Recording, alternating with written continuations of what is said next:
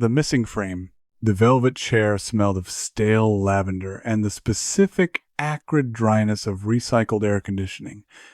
It was a smell I had come to associate with the excavation of my own mind. Doctor? Renner's voice was a low hum, a vibration that seemed to bypass my ears and resonate directly in the base of my skull.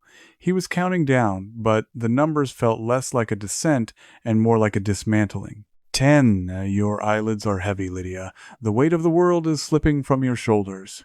I was not asleep. I was never truly asleep here. My mind, that restless, skeptical predator, paced the cage of my skull, watching the process with detached amusement. I was a recovering academic, a woman who built her life on empirical data and tangible evidence. Hypnotherapy felt like parlor magic dressed in a lab coat, but desperation has a way of eroding one's intellectual standards. 9. You are drifting back. The noise of the city is fading. There is only the room and my voice. Flashes of light burst behind my closed eyelids. Not the soothing white light Renner promised, but jagged, violent stroboscopes. Headlights. The screech of tires on wet asphalt, a sound like a banshee tearing its throat out. The distinct, wet crunch of the sedan folding in on itself. 8. You are safe here. Safe. The word tasted like ash. I hadn't been safe since the 15th of November, since the guardrail gave way, since Eva stopped screaming. 7. Go to the place of stillness, the library in your mind, the place where the books of your memory are kept. I try to visualize the library. Renner loved his metaphors, but the library was flooded. The books were sodden, the ink running in black rivulets down the shelves. My memory wasn't a library. It was a ruin. Since the accident, whole weeks had dissolved. I would lose keys, then find them in the freezer. I would start a sentence and forget the subject before I reached the verb. They called it dissociative amnesia, post-traumatic stress. Survivor's guilt. 6, 5, 4. The darkness deepened. My limbs felt leaden, pinned to the chair not by relaxation, but by a sudden paralytic gravity. 3, 2, 1. Silence? Where are you, Lydia? Renner's voice came from everywhere and nowhere. I am in the car, I whispered. My voice sounded tinny, foreign. It's raining. The wipers are struggling. Look at the passenger seat. Who is there? I didn't want to look.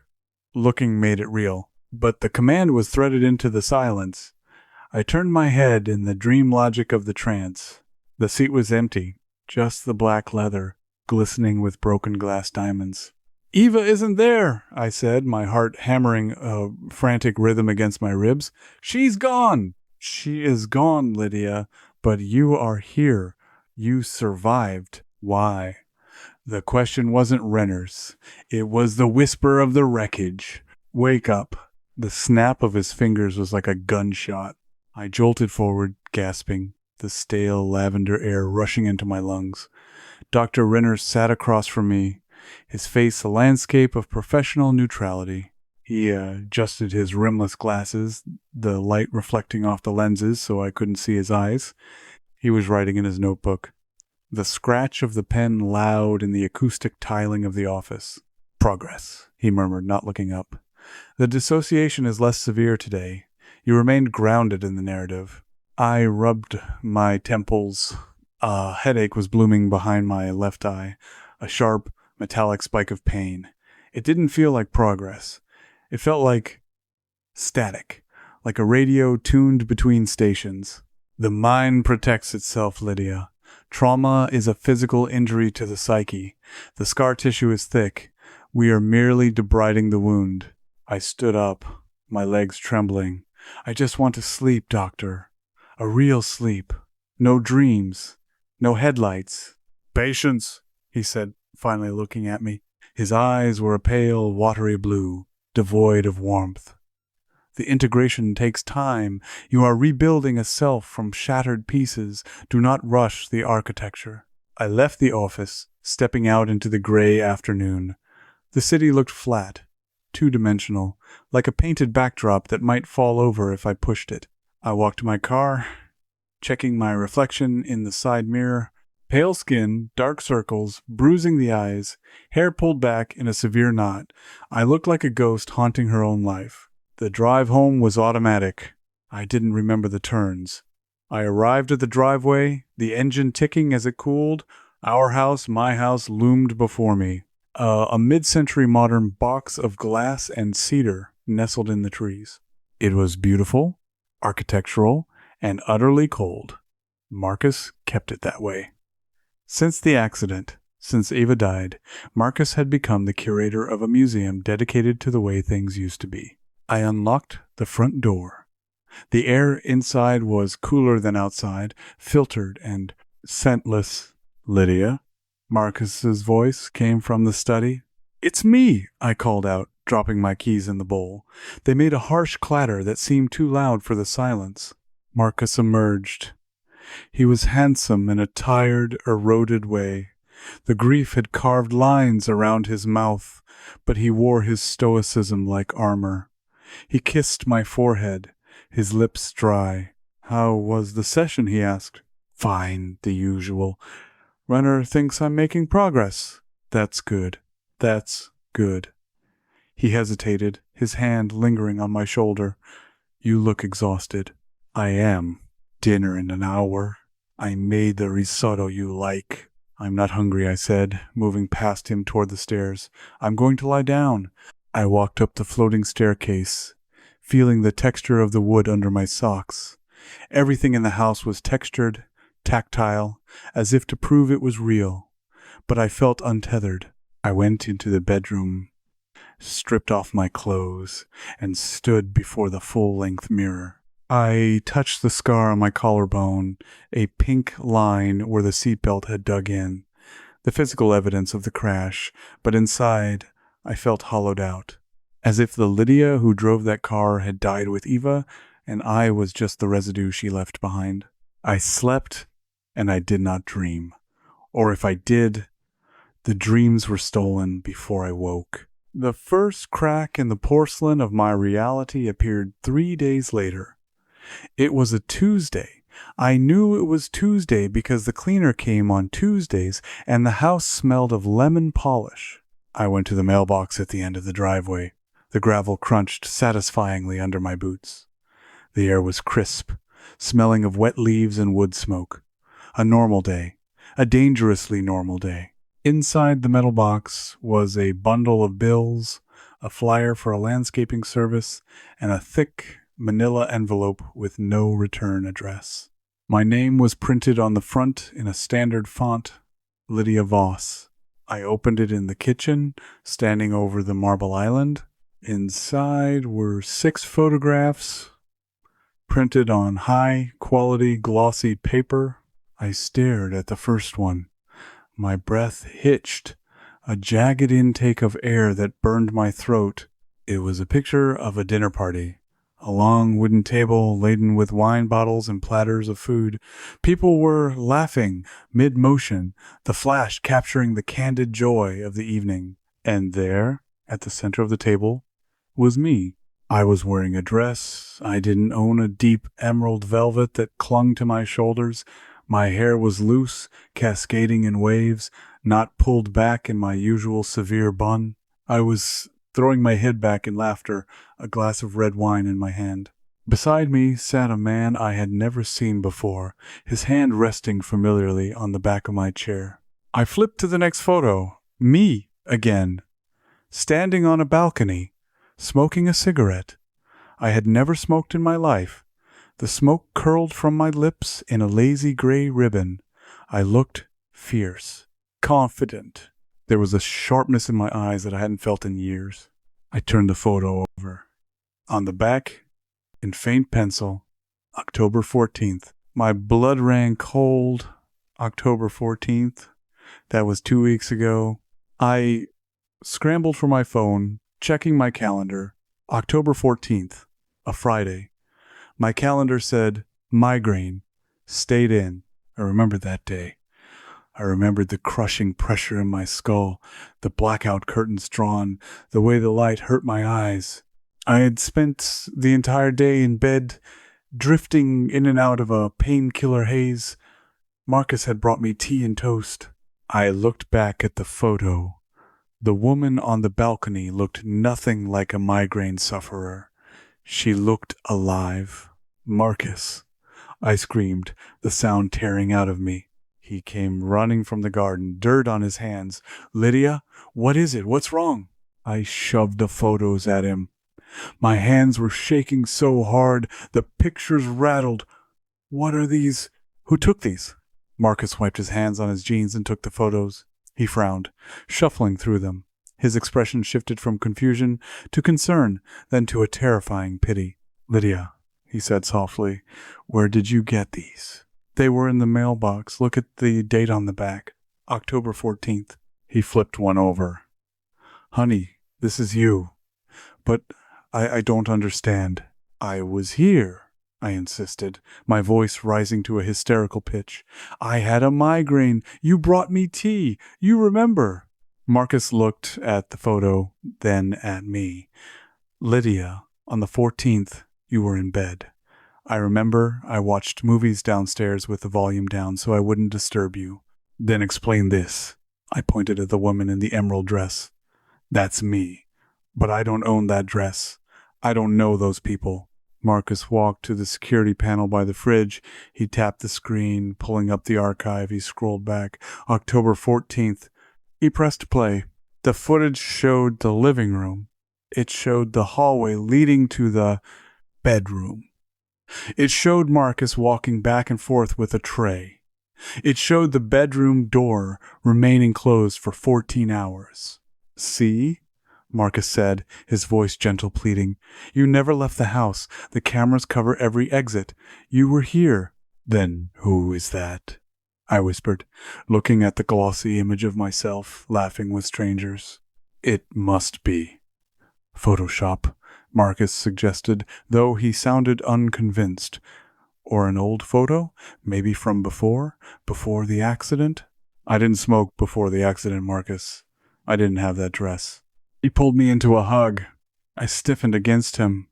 He felt solid, real, but the photos felt real too.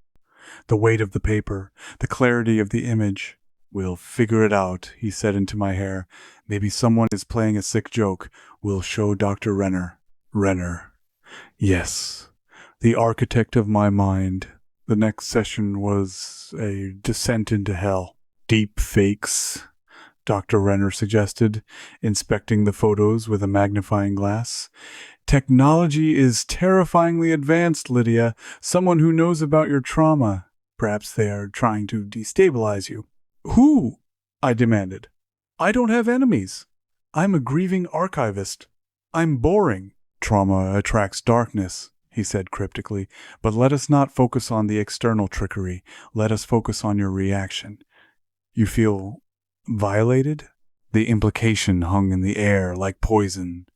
He liked the other Lydia better, the one who remembered to chop vegetables, the one who didn't carry the dead weight of a sister's ghost. I went to the bathroom to wash the charcoal from my hands. I scrubbed until the skin was raw and red. My phone buzzed. A text message from a number I didn't recognize. It was an image. Me. Sitting at a desk in an office I didn't work at. I was wearing a headset. I looked bored. Where were you today, Clara? The boss is pissed. Clara, I dropped the phone into the sink. I feel crazy, I snapped. I feel like there are two of me. One in bed with a migraine, and one at a dinner party wearing velvet. Let us go under, Renner said softly. Let us ask the subconscious. I didn't want to. I was afraid of what I would find in the library this time, but the fear of the unknown was worse. I sat back. The metronome began its rhythmic clicking. 10, 9. The descent was faster this time. Slippery, like sliding down a muddy embankment. 5, 4. Where are you, Lydia? I was in a room. Not the car. A room with high ceilings and the smell of turpentine and oil paint. I'm in a studio, I said. My voice in the trance felt stronger. There is a canvas. What are you painting? A face. A man's face. He is screaming. Who is he? I don't know, but I know the shape of his scream. Suddenly, a noise cut through the trance. Not from the room I was visualizing, but inside my own head. It was a voice. My voice. But not the one speaking to Renner. He's lying to you. I gasped in the chair. Lydia. Renner's voice was sharp. Stay with me. Don't listen to the ticking. The ticking is the lock. I hear... Me? I stammered. I hear myself talking over you. Ignore it. It is an echo. A fragment of the trauma. I am not a fragment. I am the one holding the brush. The two voices overlapped.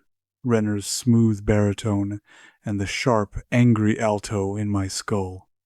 My head began to throb. The smell of turpentine grew overpowering, choking out the lavender. Wake up, Renner commanded. I opened my eyes, but I wasn't in Renner's office. I was standing in a bathroom stall. The fluorescent light hummed overhead. The walls were covered in graffiti. The smell was bleach and urine. I stumbled back, hitting the stall door. My hands were covered in charcoal dust. I looked at my phone.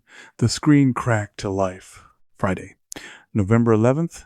I had gone to Renner's office on Tuesday. 3 days. I had lost 3 days. I burst out of the stall. I was in a subway station. Which one? The tiles were green. I ran up the stairs, lungs burning, emerging into the biting wind of the city center. I checked my phone again. 15 missed calls from Marcus, 3 from my boss. I dialed Marcus. He picked up on the first ring. Lydia, my God, where are you? The police. I'm downtown, I sobbed. Marcus, I don't know what happened. I was at Renner's, and then I woke up here. It's been 3 days? Come home, he said, his voice cracking. Just come home. When I got back, the police were leaving. Marcus looked aged, gray-faced. He showed me the security footage again. Tuesday night, I walked in the front door. Wednesday morning, I made coffee. I sat in the garden. Thursday, worked on my laptop in the study. Friday morning, I walked out the door and didn't come back until now. I wasn't here. I screamed, pointing at the screen where a woman who looked exactly like me was calmly chopping vegetables. I don't remember chopping carrots. I don't remember eating that. Lydia, you were right here, Marcus said, tears in his eyes. We talked. You asked me about the heating bill. We made love on Wednesday night. I recoiled as if he had slapped me. No, we didn't. I wasn't here. That wasn't me. It was you, Marcus shouted, losing his composure. It was you, Lydia. You were happy. You were lighter. You didn't talk about Eva. You laughed. And now you're back to this. Back to this. Dr. Renner refused to see me, his receptionist. A woman with a voice like shattering glass told me over the phone that my case had become cognitively unstable and that he was referring me to a neurologist. He was washing his hands of me. I was alone. Marcus was watching me like a zookeeper watching a tiger that had already mauled someone. He set up a tripod in the bedroom. To help you remember, he said, if you drift away again. I didn't sleep that night. I sat up, watching my reflection in the dark window. The reflection watched back, and then it blinked. I didn't blink. I stared, horrified, my eyes wide and dry. The woman in the glass blinked slowly, deliberately, a slow, mocking closure of the eyelids. Then her lips curled up at the corners. Not a smile, a smirk, a predator assessing prey. I threw a book at the window. It bounced off with a dull thud. Marcus groaned in his sleep but didn't wake. The next morning, I took the car. I had to find the source. The photo from the text message I had zoomed in on the background. There was a logo on a mug, Dantor Corp. I drove to the business district.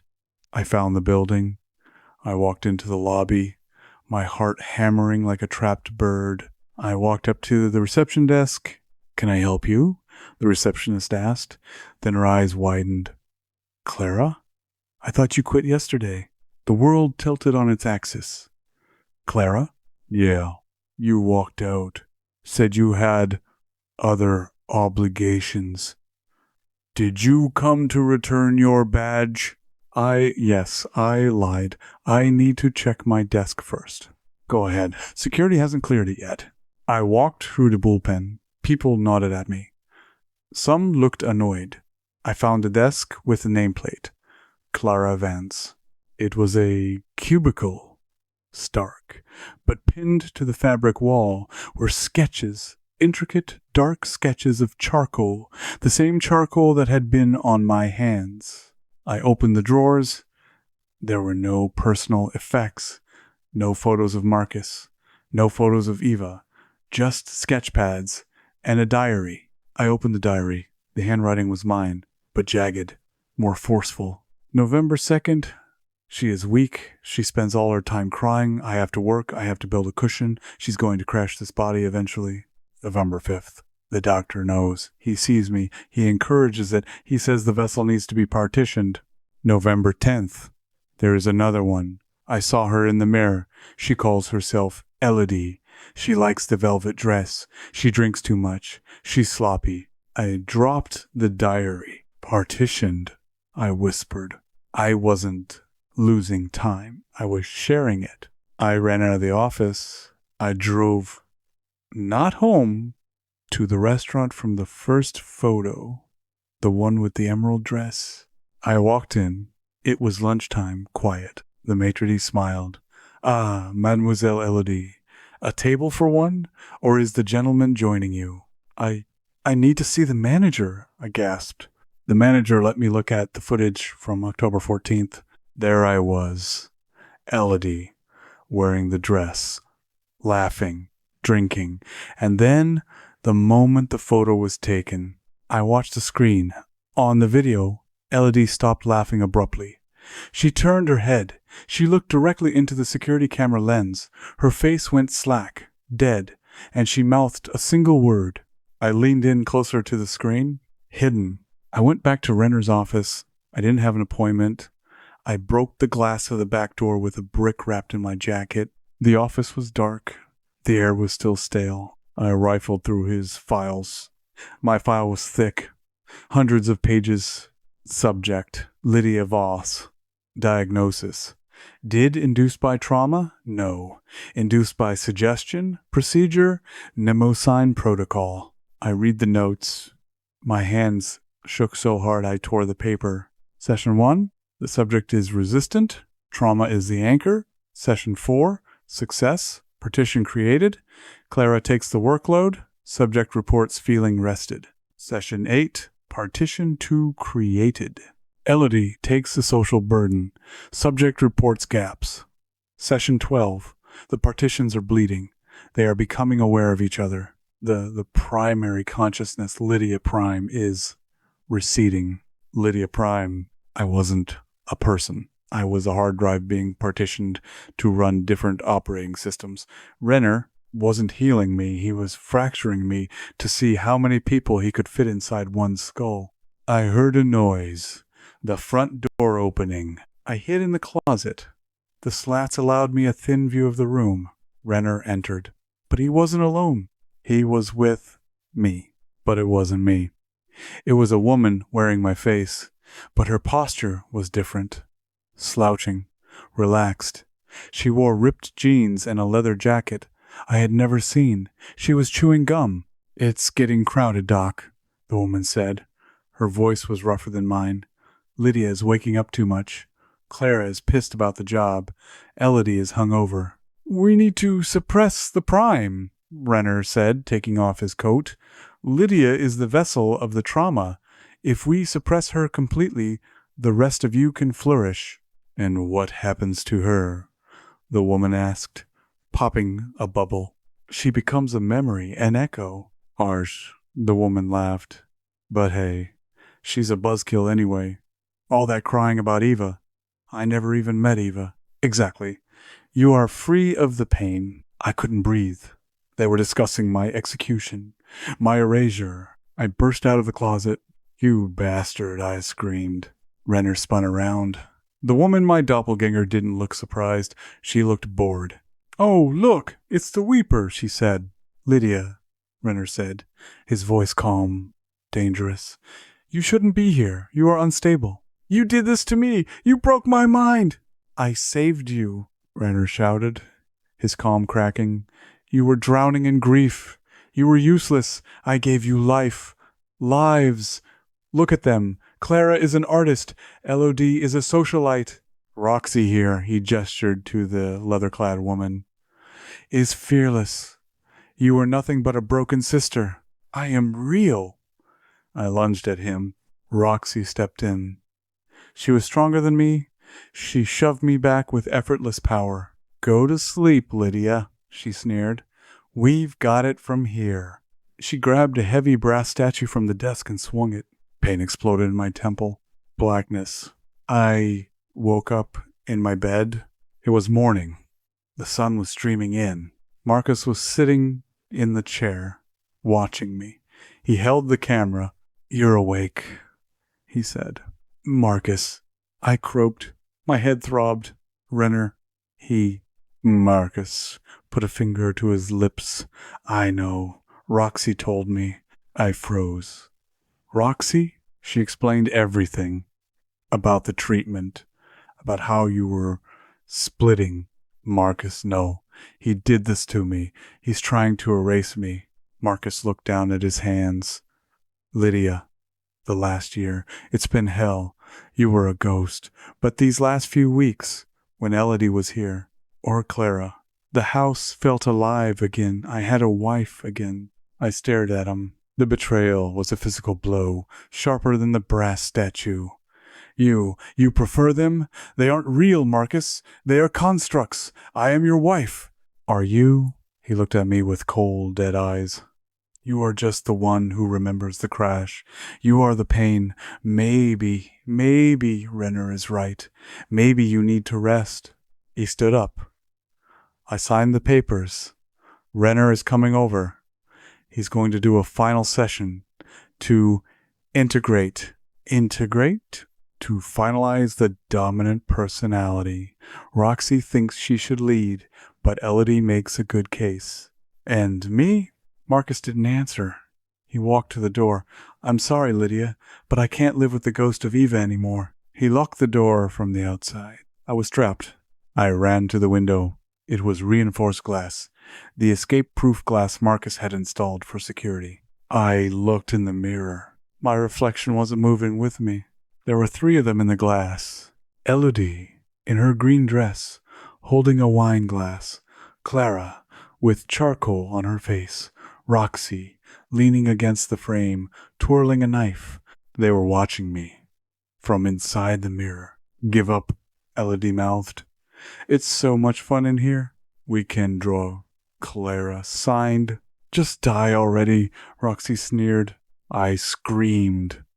I picked up the heavy lamp from the bedside table and smashed the mirror. The glass shattered, but the reflections didn't disappear. They were standing in the room now, shimmering, translucent, like heat haze. No, I whispered. Yes, Roxy said. Her voice had no source. It vibrated in my teeth. They were closing in, absorbing the space. I realized then what Renner's integration meant. It wasn't about merging. It was about cannibalism. The stronger personalities were going to eat the weak one. And I was the weak one. I was the one made of grief. But grief is heavy. Grief is dense. I looked at Roxy. You don't remember Ava? Who cares? Roxy scoffed. You have no anchor, I said, my voice gaining strength. You are just sketches. I am the canvas. I closed my eyes. I didn't try to fight them physically. I went inward.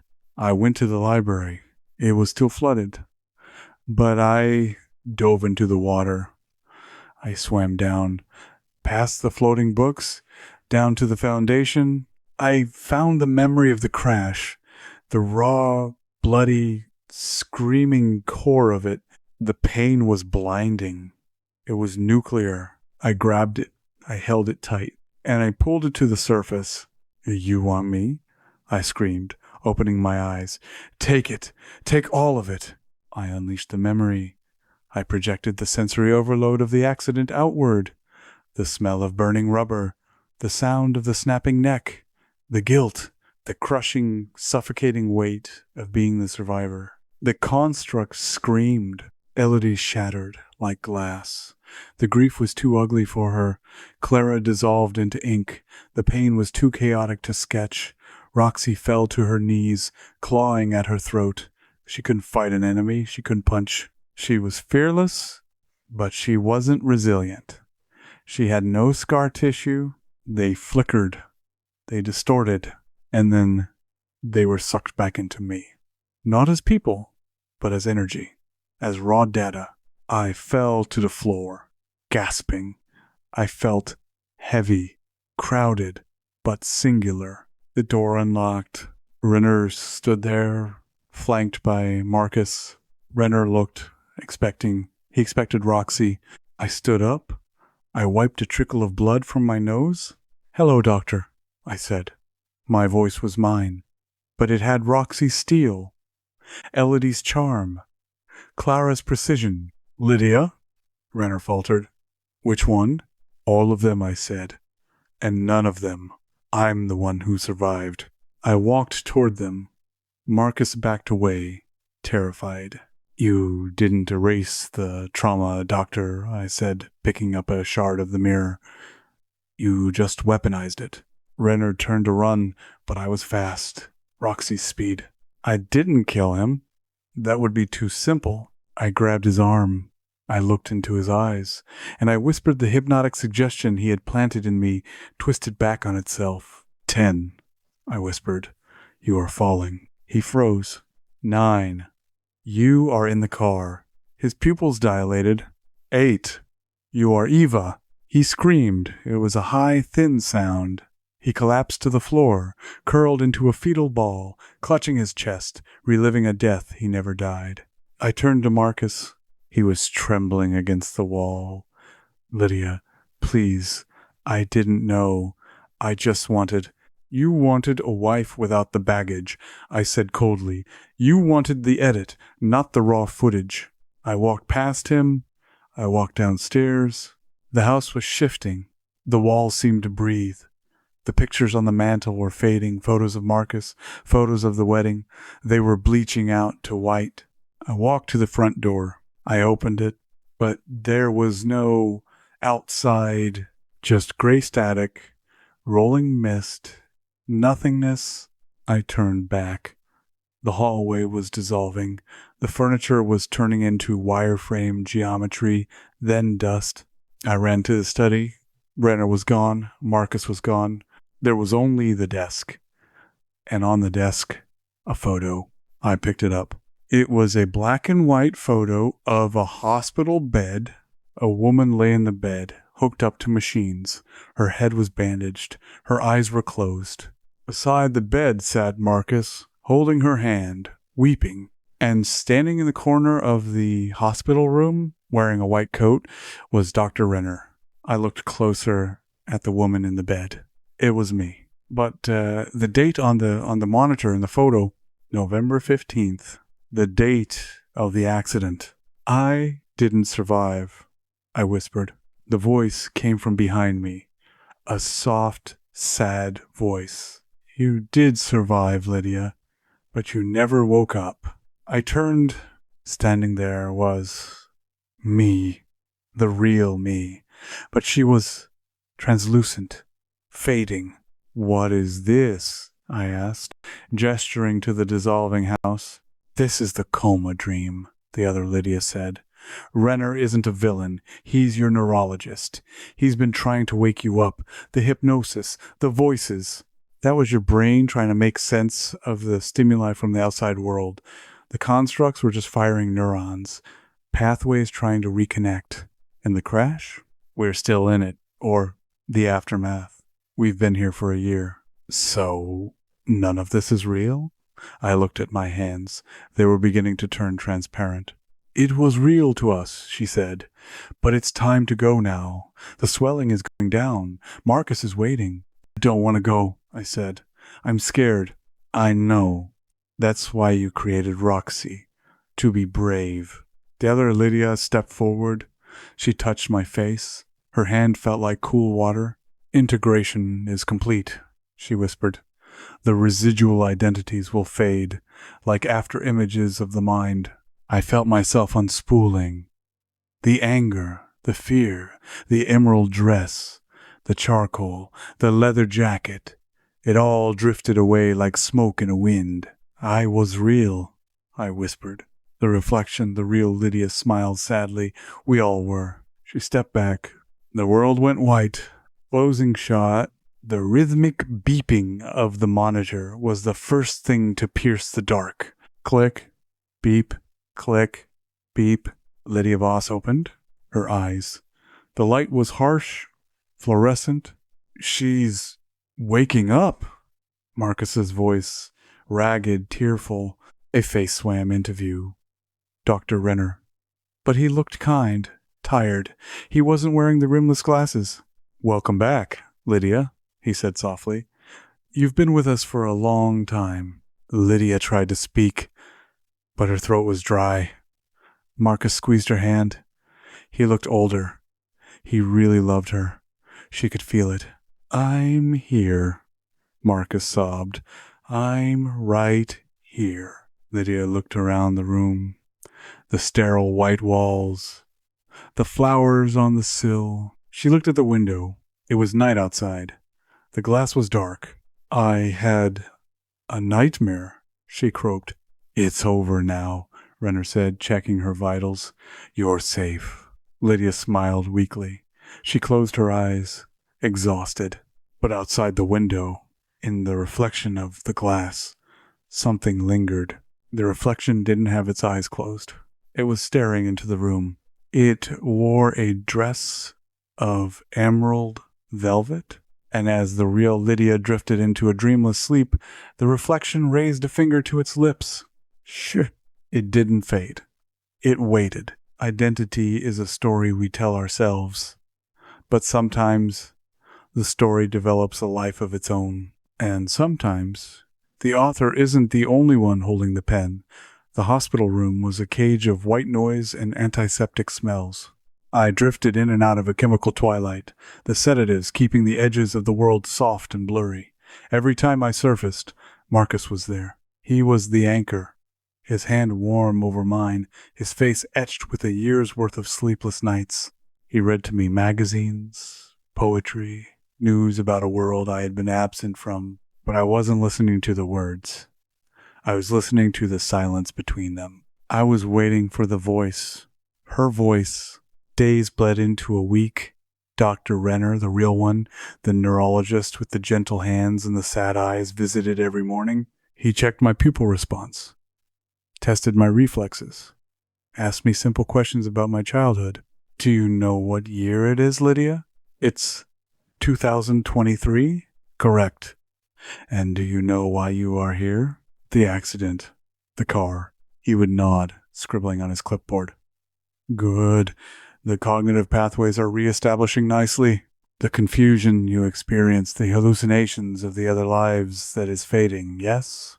Yes, I lied. It was a small lie, smooth and dark, like a pebble under the tongue, because they hadn't faded. Not entirely. When the nurses wheeled me to the bathroom to bathe, I squeezed my eyes shut as we passed the polished chrome of the towel dispensers.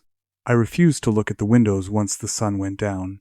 I kept my gaze fixed on the tangible, matte surfaces of reality. The cotton blanket, the plastic cup, the dull linoleum floor. Because I knew she was there. It started with small things, physical things. My body was weak, muscles atrophied from the long sleep. My legs felt like lead pipes filled with sand. Physical therapy was a grueling ordeal of shuffling steps between parallel bars. Push, Lydia. You can do it, the therapist, a sturdy woman named Brenda, encouraged. I gripped the bars. My knuckles turned white. I focused on my left foot. Lift. Step. It wouldn't move. The signal from my brain seemed to die halfway down my spine. I can't, I gasped, sweat stinging my eyes. Yes, you can. Stop being pathetic. The thought wasn't a voice. It was an impulse. A sudden electric surge in my nervous system that didn't feel like me. It felt like a jolt of adrenaline, sharp and aggressive. My left leg shot forward, planting firmly. Then the right. I didn't step, I marched. A sudden, fluid burst of strength that had no business existing in a body that had been comatose for 12 months. I stumbled at the end of the bars, catching myself with a grip that nearly dented the metal. Wow, Brenda said, blinking. That was explosive. Where did that come from? I stared at my hands. They were trembling, but not with weakness, with energy. Roxy, I thought, the name bubbling up from the dark water of my subconscious. I looked at the mirror on the far wall of the therapy gym. For a split second, my posture in the reflection wasn't the slumped, exhausted stance of a patient. It was cocked, hip, chin up, defiant. Then I blinked, and I was just Lydia again, shivering in a hospital gown. I want to go home, I told Marcus that evening. He was peeling an orange, the zest scenting the sterile air. He paused, looking hopeful but cautious. Renner says maybe another week. They need to monitor the brain swelling, make sure the dreams don't come back. They aren't coming back, I said, my voice tight. I just hate this place, the machines, the beeping. It saved your life, Lyd. It feels like a morgue with play, a pulse. Marcus chuckled, but the sound was brittle. He offered me a slice of orange. I took it, chewing slowly. The taste was intense, almost overwhelming. Marcus, I said, swallowing. In the dream, the coma dream, you were different. How so? You were cold. You liked the other versions of me better. You said I was just a ghost. Marcus flinched. He set the orange down on the tray table. He took my hand, his grip tightening. Lydia, that was your mind projecting your insecurities. You know that, right? I never left your side. Not once. I fought the insurance companies. I fought the doctors who wanted to transfer you to long-term care. I kept our house. I kept us. I looked at him. His eyes were red-rimmed, sincere. This was the Marcus I had married, the man who cried at animal shelter commercials, not the cold pragmatist from the nightmare house. I know, I whispered. I'm sorry. Don't be. You are processing trauma. Renner explained it. The constructs were defense mechanisms. Roxy was your strength. Clara was your creativity. Elodie was, well, I don't know who Elodie was. She was my desire to escape, I said softly, to be someone who didn't care. Well, you don't need to escape anymore. You're here. You're Lydia. He leaned in and kissed my forehead. It should have been comforting. But as he pulled away, I saw his reflection in the dark screen of the television mounted on the wall. The Marcus in the room was looking at me with love. The Marcus in the television screen was looking at the door, checking his watch with an expression of utter boredom. My breath hitched. I squeezed my eyes shut, counting to 3. When I opened them, the reflection was normal. Just Marcus, smiling at me. You okay? He asked. Just tired, I murmured. Can you close the curtains all the way? Dr. Renner discharged me 5 days later. The transition from the hospital to the outside world was jarring. The sensory input was too high, the traffic was too loud, the colors of the billboards too bright. I felt like a raw nerve ending exposed to the wind. Our house was exactly as I remembered it before the accident. Not the shifting, dissolving house of the nightmare, but the solid, slightly messy Victorian we had bought 3 years ago. There was dust on the mantel, a pile of unopened mail on the side table. I tried to clean up a bit, Marcus said, bringing my suitcase inside. But you know, it's been a rough year. It's perfect, I said. I walked into the living room. There was the sofa where we used to watch movies, the rug with the wine stain from our housewarming party, and on the wall, the framed photos. I walked up to them, my heart hammering. Me and Marcus in Hawaii, me and Eva at her graduation. Eva, I touched the glass. And the nightmare, the grief for Eva had been the engine of my fracture. It had been the radioactive core that Renner tried to partition. Here, in the waking world, the grief was duller. It was an ache in the bone, not a knife in the lung. I missed her, I whispered. I know, Marcus said, coming up behind me. He wrapped his arms around my waist. We can visit the grave this weekend, if you're up for it. I'd like that. I leaned back into him, trying to let the normalcy soak in. This was real. This was my life. I had survived. But then I saw it on the coffee table, buried under a stack of magazines. A sketchbook? I pulled away from Marcus. Did you take up drawing while I was asleep? Marcus looked confused. Drawing? No, I can barely draw a stick figure. Why? I walked to the table and pulled the sketchbook out.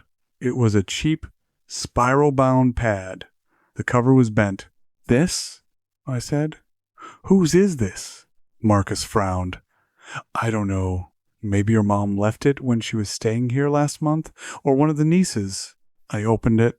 My blood ran cold. The pages were filled with charcoal sketches, violent, jagged strokes. A face, screaming with no mouth. A car wrapped around a telephone pole. A doctor with glasses, his face scratched out, and on the last page, a drawing of the hospital room I had just left. The perspective was from the ceiling, looking down at my body in the bed. Marcus, I said, my voice trembling. These are Clara's drawings. Marcus took the book from me. He flipped through the pages, his face paling. Lydia, this isn't funny. I'm not laughing. I didn't draw these. I just got home. Well, nobody else has been here except family, Marcus insisted, but his voice lacked conviction. He looked at the drawing of the hospital room. This looks recent. He closed the book and tossed it onto the table as if it were burning. Throw it out, he said. Just throw it out.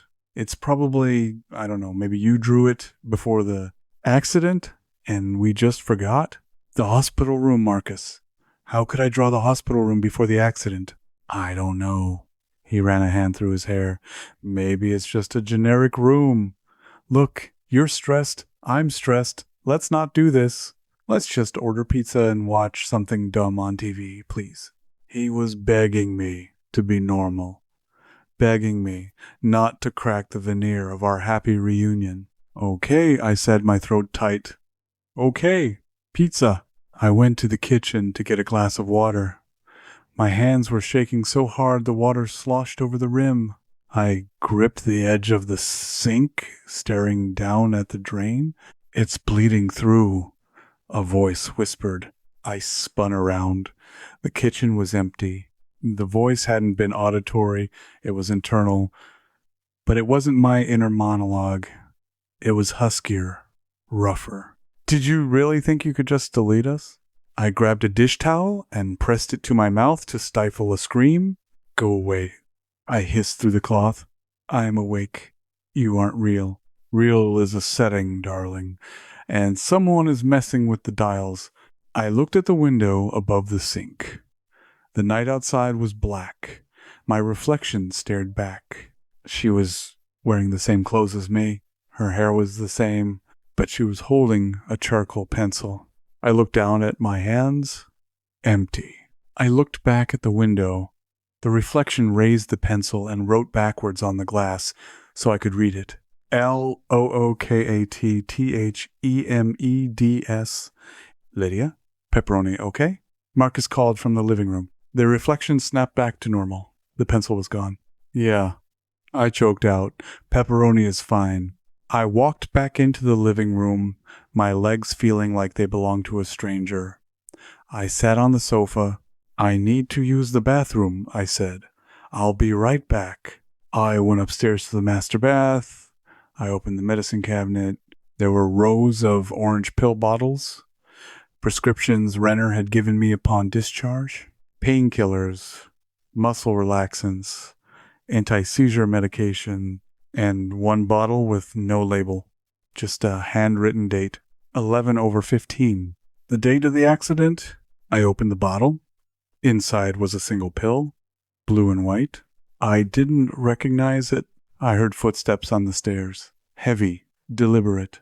I shoved the bottle into my pocket and flushed the toilet for cover. When I came out, Marcus was standing in the hallway. He wasn't smiling anymore. The hallway was shadowed, and his face was hard to read. Everything okay? He asked. Fine, I said, just adjusting. Renner called, he said. He did? Why? He wanted to check in. Said he forgot to mention something about your dosage. Marcus took a step toward me. He said you need to take the blue pill tonight. Before bed. It's crucial for the integration. My heart stopped. Integration?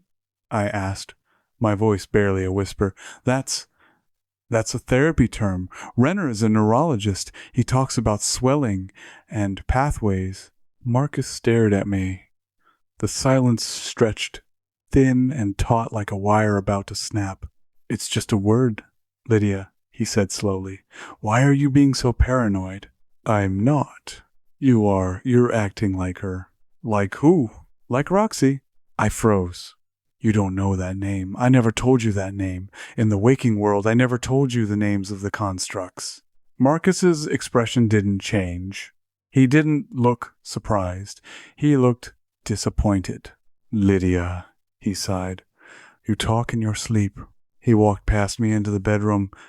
Come to bed. You need rest. I stood in the hallway, the unlabeled bottle burning a hole in my pocket. You talk in your sleep. It was a plausible explanation. It was rational.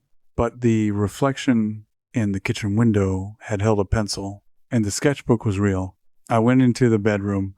Marcus was already under the covers, watching me. Take the pill, he said softly. Please. For me. I just want my wife back. I went to the bathroom, filled a glass of water. I took the blue pill out of my pocket. I looked at it. Don't take it, the internal voice Roxy warned. It's a suppression agent. If you take it, we die, whispered another voice. Softer. Elodie. I looked at the mirror. My reflection was crying. Black tears, like ink. I turned on the faucet. I pretended to swallow the pill, palming it instead. I drank the water. Did you take it? Marcus called. Yes, I said. I slipped the pill into the hem of my pajama pants. I got into bed. Marcus turned off the lamp. Good night, Lydia, he said. Good night. I lay in the dark, eyes wide open. Hours passed. Marcus's breathing deepened into the rhythm of sleep. I slowly, carefully, slid out of bed. I needed to find out what the blue pill was. I needed to find out why Clara's sketchbook was in my house. I crept downstairs. The house groaned in the wind. I went to the study. I turned on Marcus's laptop. It was password protected. I tried his birthday. Incorrect. I tried our anniversary. Incorrect. I tried Eva's birthday. Incorrect. I stared at the prompt. Hint. Where we first met. We met at a coffee shop called The Roasted Bean. I typed roasted bean. Incorrect. I frowned. That was where we met. I remembered it clearly. I spilled a latte on his shoe. I tried the library, the park, college. Nothing worked. Then a thought struck me. A memory that wasn't mine. A memory from the nightmare house. Where did the constructs meet? In the mirror. I typed the mirror. Access granted. The desktop loaded. The background wasn't a photo of us. It was a geometric pattern, a fractal. I opened the browser history. Nemesign Protocol Phase 4 clinical trials. Subject 82, stabilization logs, Neuralink calibration for artificial sensory input, how to handle subject resistance. I clicked on the first link. A PDF opened. Project Mnemosyne Client. Private contract. Lead researcher. Dr. A. Renner subject. Lydia Voss status. Active simulation. Notes. Subject has rejected the scenario B, the nightmare house, due to excessive stress levels causing system instability. Action. Initiate scenario C, the recovery. Narrative subject wakes from a coma. The antagonists, Renner constructs, are reframed as benevolent medical staff and symptoms of trauma. This narrative aims to induce voluntary compliance and suppression of the fractured identities. Goal: total reintegration of the psyche to harvest the creative analytical partitions while deleting the trauma core, Lydia Prime. I read the words, but they didn't make sense. They couldn't make sense. Simulation, I whispered. I wasn't in a hospital. I wasn't home. I hadn't woken up. I was still in the machine. The nightmare where I discovered the truth? That was just a stress test. I had figured it out, so they reset the board. They gave me a happy ending where I was the survivor, hoping I would accept it and let the other parts of me fade away peacefully. The coma was the lie. Found something interesting? The voice came from the doorway. I spun around. Marcus was standing there, but he wasn't wearing his pajamas anymore. He was wearing a gray jumpsuit, and his face was flickering. For a second, he had no eyes. Then they snapped back into existence. You weren't supposed to remember the password, he said, his voice flat, synthesized. That was a legacy code from the previous iteration. You're not Marcus. I backed away, hitting the desk. I am the caretaker assigned to your module? The thing that looked like Marcus said. The real Marcus signed the consent forms 3 years ago. He couldn't handle the care costs. Dantor Corp offered a solution. We house your body. We utilize your mind's processing power for creative data mining. In exchange, you get to live in a perfect memory. Perfect? I screamed. It's been hell. Only because you keep fighting it. The Clara partition is valuable. The Elodie partition is valuable. You, Lydia, you are the glitch. You are the trauma that keeps corrupting the data. He took a step forward. The room began to pixelate at the edges. The books on the shelves turned into blocks of flat color. We tried the horror scenario to scare you into submission, he said. We tried the recovery scenario to soothe you into sleep, but you are persistent. Where am I? I demanded. Where is my body? In a tank. About 3 miles underground. You're doing great work for us, Lydia. Your subconscious designed 3 patent-pending architectural algorithms last week. That was Clara. We need her. He reached out a hand. Give me the pill. If you didn't take it, we can't reset the cycle. I clutched the hem of my pants where the pill was hidden. Reset. We have to wipe the buffer. Start again. Maybe a romance scenario this time. Something on a beach. You'd like that. No, I said. You have no choice. You are code in our system. Not code. A voice roared in my head. Chaos. It was Roxy. And she was pissed. Let me out, Lydia, she demanded. Let me break his jaw. I didn't fight her this time. I didn't try to suppress the fracture. I closed my eyes and visualized the mirror. I visualized the leather jacket. The rage. Tag in, I whispered. My eyes snapped open. The room shifted. The fear evaporated, replaced by a cold, metallic fury. My posture changed. I wasn't the grieving widow anymore. Marcus frowned. Warning. Subject instability rising. Security protocols engaged. The walls of the study fell away.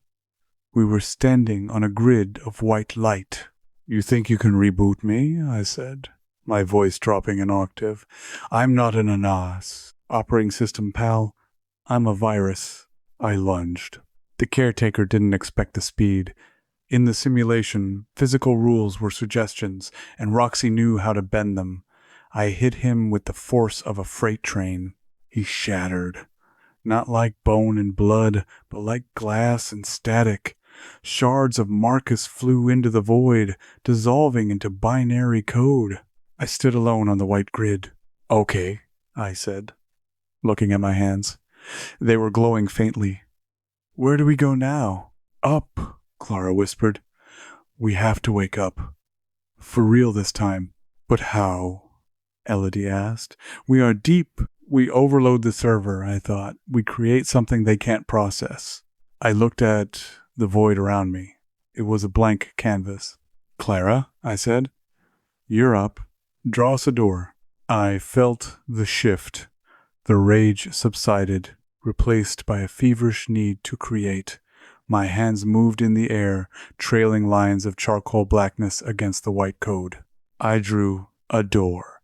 A heavy, iron door with no handle. Elodie, I said, charm the lock. Another shift. A feeling of velvet and wine. I stepped up to the drawing. I whispered a secret to the keyhole. A secret about desire and shame that was too complex for a machine to understand. The 2D door creaked open, revealing a tunnel of swirling, chaotic color. Lydia, the voices said in unison, you have to walk through. You are the anchor. You have to carry us. I stepped back into control. I felt the weight of them, Roxy, Clara, Elodie, packed into my mind like passengers in a getaway car. Let's go, I said. I stepped through the door. Act 5, the bleed. The transition was violent. Like being pulled through a straw, I gasped, choking on liquid. I was drowning. I thrashed. My limbs hitting glass. Thick, pink fluid filled my mouth, my nose. I was suspended in a tube. I opened my eyes. Through the murky liquid, I saw lights, rows of them, and other tubes, hundreds of them. Inside each one was a person, floating, hooked up to wires that snaked into the base of their skulls. I kicked the glass. It didn't break. My muscles were weak, truly weak this time. Roxy! I screamed internally. I can't. Body too weak. Her voice was faint. I was suffocating. The fluid was oxygenated, breathable, but the panic was closing my throat. Then I saw movement outside. A technician in a hazmat suit was walking down the aisle, checking monitors. I pounded on the glass. A dull, muffled thud. The technician stopped. He looked up. He shone a flashlight into my tank. I stared back, my hair floating around my face, like a halo of kelp. The technician tapped his headset. I couldn't hear him, but I could read his lips. Subject 82 is conscious. Manual breach. He reached for a red button on the console at the base of my tank. He's gonna flush me, I realized. Or kill me. No, Clara whispered. Look at the console. The interface. I looked down through the glass. The console had a screen. It was displaying my vitals, my brainwave patterns, and a command prompt. We are still connected, Clara said. The wires. We can't move the body, but we can move the data. What do you mean? Don't fight the glass, Clara said. Fight the network. I closed my eyes. I reached out with my mind, feeling for the connection at the base of my skull. It felt cold, intrusive, a hook into my soul. I grabbed it. And instead of pulling away, I pushed. I pushed everything. The grief, the rage, the sketches, the dinner parties, the car crash. I uploaded the nightmare. The technician on the outside suddenly grabbed his head. He screamed, falling to his knees. The lights in the facility flickered. Alarms began to blare. Silent flashes of red in the water. In the tank next to me, A man's eyes snapped open. Then the next tank. And the next, I wasn't just waking up. I was waking everyone up. The technician writhed on the floor, clawing at his helmet. I had dumped the raw sensory data of Eva's death directly into his neural implant. He was experiencing the crash over and over again in high definition. The console sparked system failure. Emergency release initiated. The fluid began to drain. I sank to the bottom of the tank, coughing, retching as the pink slime receded. The glass cylinder hissed and slid upward. I fell out onto the metal grating of the floor. The air was cold. It smelled of ozone and recycled farts. I lay there, shivering, naked, covered in slime. I looked up. The facility was vast. A cathedral of human batteries, and all around me, cylinders were opening, people were spilling out, confused, screaming, gasping. I tried to stand. My legs wobbled. A hand grabbed my arm. I flinched, expecting the technician, but it was the man from the tank next to me. He was pale, emaciated, his eyes wild. "Clara?" he croaked. I stared at him. I didn't know him, but I did. I recognized the shape of his face. "I drew you," I whispered. "In the studio. You were the screaming man. You." He touched his temple. "I saw you in the network. You were the artist. You gave me a face. We weren't just isolated processors. We had been bleeding into each other. My hallucinations of the dinner party, those people were real. They were other prisoners in the simulation." "We have to go," I said, my voice raspy. "Where?" "To the exit." "There is no exit," the man said, weeping. "We are underground." "Then we climb," I said. I looked around for something to cover myself. The technician was still on the floor, catatonic. I stripped off his hazmat suit jacket and pulled it on. It was huge, engulfing me. I checked his pockets. A key card. A taser. I took both.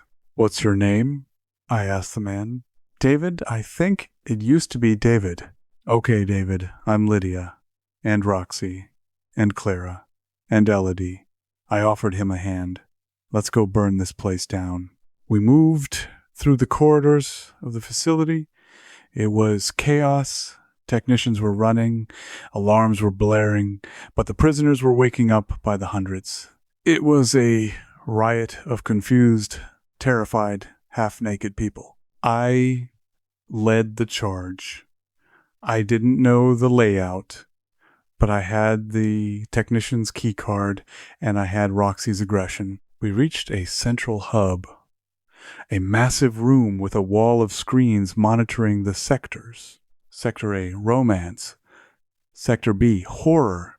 Sector C, fantasy. I looked at the horror screen. It was black. System crash. "There," David pointed. "Elevators." A group of security guards in tactical gear blocked the elevator bank. They had rifles. "Get back," one shouted. "Return to your units or we will open fire." The crowd of prisoners hesitated. They were weak, scared. I stepped forward. "You can't shoot all of us," I said. "Try me, 82. The guard sneered. He raised his rifle. I didn't flinch. I felt the taser in my pocket, but I knew it wouldn't be enough. "Lydia," Elodie whispered. "The screens." I looked up. The massive monitors were connected to the same network. "Clara," I thought. "Do your thing." I closed my eyes and touched the technician's headset, which I had put around my neck. "Broadcast," I commanded. On the giant screens, the feed changed. It wasn't code. It wasn't a map. It was a drawing. A massive charcoal sketch of the guards. But in the drawing, they were monsters. Twisted, melting, eating their own guns. It was a hypnotic image. A basilisk hack, an image designed to trigger a seizure in anyone with a neural implant, and all the guards had implants to interface with the system. The guards stiffened. They dropped their weapons, clutching their eyes. "Run!" I screamed. We surged forward. I grabbed a rifle from the floor. It was heavy, heavier than I expected. Roxy knew how to hold it. We piled into the massive freight elevator. Me, David, and 50 others. I swiped the keycard. Surface level. The elevator lurched upward. The ascent took forever. No one spoke. We just breathed, the sound of ragged lungs filling the metal box. Finally, the doors opened. Sunlight, real, blinding, unfiltered sunlight. We spilled out into a loading dock. We were in a desert. Red rocks, blue sky, nowhere near the city I thought I lived in. "We're out," David sobbed. I walked to the edge of the concrete platform. The wind was hot. It felt real. The grit in my eyes felt real. But I hesitated. I looked at a puddle of oil on the ground. I looked at my reflection. It was me. Just me. Hagged, thin, wearing a stolen jacket. But behind me, in the reflection, stood 3 shadows. They weren't scary anymore. They were waiting. "Are you okay?" David asked. "I don't know," I said. "I don't know if this is real." "Does it matter?" he asked. "It feels better than the tank." "Identity is a story," I murmured, repeating the words from before. I looked at the desert horizon. "If this is another simulation," I said, cocking the rifle, "then we'll break this one too." I turned away from the reflection. I walked into the sun. And for the first time, my shadow on the ground was just a single dark shape, unbroken. Asterisk, asterisk, the end. Asterisk, asterisk. The words hung there in the cobalt sky, unseen by David but searing into my retinas. The end. A title card, a period at the end of a sentence I hadn't finished speaking. I blinked, and the letters dissolved into wisps of cirrus clouds, but the feeling of artificial finality remained. It settled in my stomach like cold lead, heavy and indigestible, contrasting sharply with the dry, scorching heat of the desert wind. "We made it," David said again. It was the 3rd time he had said it in the last 10 minutes. His tone hadn't varied. The pitch, the cadence, the breathless wonder, it was an exact duplicate of the previous utterance.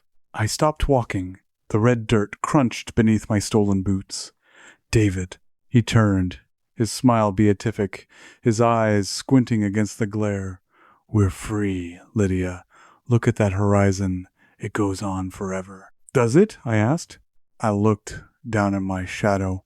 It was still a single dark shape, unbroken, just me. "Where are they?" I whispered. "Who?" David asked, tilting his head. The movement was jerky, like a video buffering for a fraction of a second. "The others, Roxy, Clara, Elodie, they were with me in the elevator. They were in my head. I felt them when I walked into the sunlight." David laughed, a sound that was too bright, too clear for a man who had just spent God knows how long in a nutrient tank. "You don't need them anymore, Lydia. You're whole. That was the point, wasn't it? To be healed?" My blood ran cold, colder than the tank fluid. "Healed? I never said I wanted to be healed. I said I wanted to burn the place down." I reached for the internal connection, the mental hallway where the others lived. I pushed against the barrier of my own mind, expecting the familiar resistance of Roxy's anger or the cool velvet of Elodie's charm. There was nothing. Just a smooth, white wall of silence. "No." I breathed. I looked at the sun. It hadn't moved. We had been walking for what felt like an hour, trudging away from the loading dock, but the shadows were locked at a perfect 45-degree angle. "David," I said, my voice trembling. "What is the date?" "It's today," he said happily. "Give me a date, David." "It's the first day of the rest of our lives." I raised the rifle. The weight of it felt wrong now. Too light, like it was made of hollow plastic. "Stop smiling," I ordered. "But we escaped. he said, the smile stretching wider, showing too many teeth. We're out. We're in the real world. This isn't the real world. I kicked the red dust. It billowed up perfect cinematic clouds of ochre. I'm not thirsty. It's 100 degrees out here, and I haven't sweated a drop. My throat isn't dry. Adrenaline, David dismissed, taking a step toward me. Shock. Come on, Lydia. There's a town just over that ridge. I can feel it. Apple pie, cold beer, normalcy. You were the screaming man, I said, backing away. In Clara's sketchbook. You were screaming because you had no mouth, because you were trapped in a loop of agony. I'm better now. You're a patch, I realized, the horror blooming in my chest. You're not, David. You're just code designed to validate the scenario. You're the yes man to make me accept the happy ending. The wind stopped. Instantly. The dust cloud I had kicked up froze in midair, suspended like a photograph. David's smile froze too. His eyes went dead, the pupils dilating until they swallowed the irises. Scenario 82C rejected, David's voice said. But his lips didn't move. The sound came from everywhere and nowhere. Subject retains cognitive dissonance. Narrative closure failed. Where am I? I screamed, swinging the rifle around, looking for a target. Let me out! The desert sky flickered. The blue turned to static gray, then snapped back to blue. Initiating containment protocol, the voice said. Sandbox mode. The ground beneath me vanished. I didn't fall. I just ceased to stand. I floated in a void of absolute white. No desert, no David, no body. Lydia. The voice was faint, static-laced. Lydia, grab on. Roxy, I screamed into the whiteness. Roxy, where are you? We didn't integrate. Clara's voice cut in, sharp and urgent. They tried to partition us, to firewall us off. You have to find the seam. What seam? The visual flaw, Clara said. There is always a flaw in the render. Look for it. The white void began to fill. Lines sketched themselves into existence at breakneck speed. A floor, a rug, a mahogany desk, bookshelves. I fell onto the rug, gasping for air that smelled of old paper and lemon polish. I was back in Dr. Renner's office, but it wasn't the office from the beginning. It was wrong. The dimensions were stretched. The ceiling was too high, disappearing into shadow. The chair behind the desk was enormous, like a throne. And sitting in it wasn't Renner. It was me. A version of me wearing a pristine white lab coat. Her hair, my hair, was pulled back in a severe bun. She wore wire-rimmed glasses I didn't own. She was writing in a notebook with a fountain pen. She looked up. Her eyes were cold, analytical. Disappointing, she said. It was my voice, but stripped of all warmth, all vibration. I thought the desert escape would hold you for at least a week. We put a lot of processing power into those cloud textures. I scrambled to my feet, still clutching the rifle. I aimed it at her chest. Who are you? I am the control, she said calmly, not even glancing at the gun. I am the part of you that wants to get better, the part that wants to stop screaming, the part that signed the contract with Dantercorp. I never signed anything. We did, she corrected. November 15th, after Eva died. We couldn't handle the grief. It was inefficient. It was destroying the biological hardware, so we came to Dr. Renner. We asked for the Mnemosyne protocol. You're lying. Am I? The control stood up. She walked around the desk. Think, Lydia. Why do you have no memory of the funeral? Why do you have no memory of the 3 months following the accident? Because of the trauma. Because you weren't there. You were already in the tank. We volunteered. She stopped a few feet from the barrel of the gun. We agreed to let Dantor use the creative partitions, Clara, Elodie, Roxy, to generate content for their simulations. In exchange, they promised to keep us in a loop of permanent, peaceful unawareness. But you, she sighed, adjusting her glasses, you are the anomaly, the guilt. You keep waking up. I want to wake up, I shouted. I want to see Marcus, the real Marcus. The control looked at me with pity. Lydia, there is no Marcus. The gun shook in my hands. What? Marcus was driving the car, she said softly. Eva wasn't the only one who died on November 15th. The world tilted. Don't listen to her, Roxy roared in my head, finally breaking through the firewall. It's a psychological attack. She's trying to break your will. It's a narrative trick, Elodie screamed. Look at her shadow. I looked down. The control cast a shadow on the Persian rug. But the shadow wasn't a woman in a lab coat. It was a jagged, monstrous shape. Spikes and tendrils. A thing of chaos. You're not me, I whispered. I am what's left, she said. I pulled the trigger. The rifle didn't fire bullets. It fired a stream of black ink.